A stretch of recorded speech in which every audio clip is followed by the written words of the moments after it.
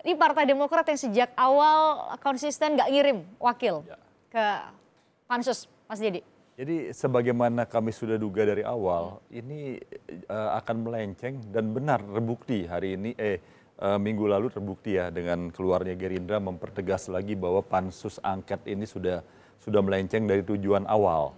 Dari awal pembentukannya dan segala hal juga sangat janggal dan sekarang lagi lebih tegas lagi karena apa yang dilakukan sudah masuk ke domainnya penegak hukum, memanggil-manggil, lalu seolah-olah memeriksa dan sebagainya. Ada beberapa nama yang kemudian disebut diduga terlibat kasus hukum.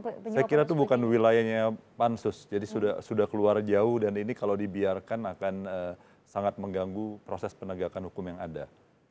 Jadi sudah melenceng menurut hemat kami. Jadi senang dong Gerindra. Ya, saya kira apa yang dilakukan memang harus demikian dan kita menghormati kalau awalnya Gerindra bersikap sebelumnya tetap tidak mengirim sekarang wakil kita menghormati dan ternyata sekarang semua bisa melihat bahwa ini sudah melenceng ya, dan saya dengar lagi ada fraksi lain. Jadi ini makin hari dari hari ke hari legitimasi pansus ini makin jauh ya.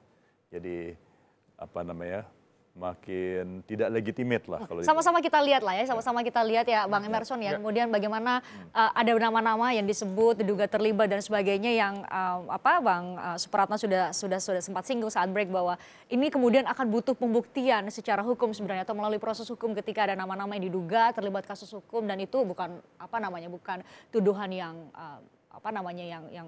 yang sederhana begitu ya, butuh pembuktian.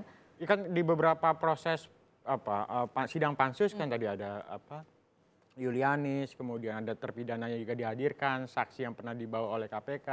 Itu kan bahasanya kayak masih rumor. Informasi yang dapatnya dari orang lain, tidak secara langsung, dan kemudian pertanyaan juga adalah ketika dia menyampaikan informasi itu buktinya ada apa enggak?